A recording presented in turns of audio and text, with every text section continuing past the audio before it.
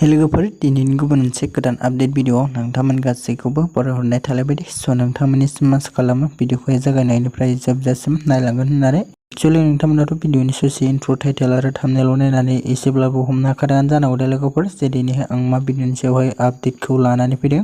Actually लोगोफोर आं दिनैहाय लेना बसुमतारी बिथांनि गोदानैहाय फैनो गोनां मोनसे मिउजिक भिडिअनि सायावहायनो आपडेटखौ लानानै फैदों दे लोगोफोर। ओमफ्राय लोगोफोर बे बिथांनि गोदानैहाय फैनो गोनां अफिसियेल मोनसे मिउजिक भिडिअनिनो टाइटेलानो जाहैबाय आय' बैसागुनि दे लोगोफोर। ओमफ्राय लोगोफोर जों बे गोदानैहाय फैनो गोनां आय' बैसागुनि अफिसियेल मोनसे मिउजिक भिडिअखौ एलबि फिल्म प्रडाक्शन इउटुब चेनेलनि गेजेरजोंहायनो नुनो मोनगोन दे लोगोफोर।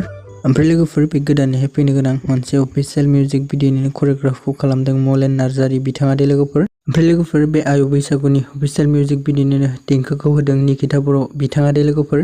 स' लोगोफोर बिदिब्ला नोंथांमोना बिथांमोननि बे गोदानैहाय फैनो गोनां अफिसियेल मोनसे मिउजिक भिडिअखौ नायनो थाखाय साननैसो नेना थाथ'बावबानो जाबाय दे लोगोफोर। स' लोगोफोर बिदिब्ला दिनैनि गोदान आपडेट भिडिअआ बेखिनियानोमोन दे। आसा खालामो नोंथांमोना भिडिअखौ नायनानै मोजां मोनदों। भिडिअखौ जुदि नायनानै मोजां मोनदोंब्ला अननानै भिडिअखौ खनसे लाइक खालामनानै होबानो जाबाय दे लोगोफोर। आरो लोगोफोर सोरबाफोर जुदि चेनेलाव भिडिअखौ गोदानै नायगासिनो दङब्ला नोंथांमोना चेनेलखौबो साबस्क्राइब खालामनानै लादो जाहाथे आंनि गोदान भिडिअनि नटिफिकेसनफोरा नोंथांमोननियाव थाबैनो सौहैयो दे। स' लोगोफोर बिदिब्ला नोंथांमोना भिडिअखौ नेना थाथ'बावबानो जाबाय दे लोगोफोर।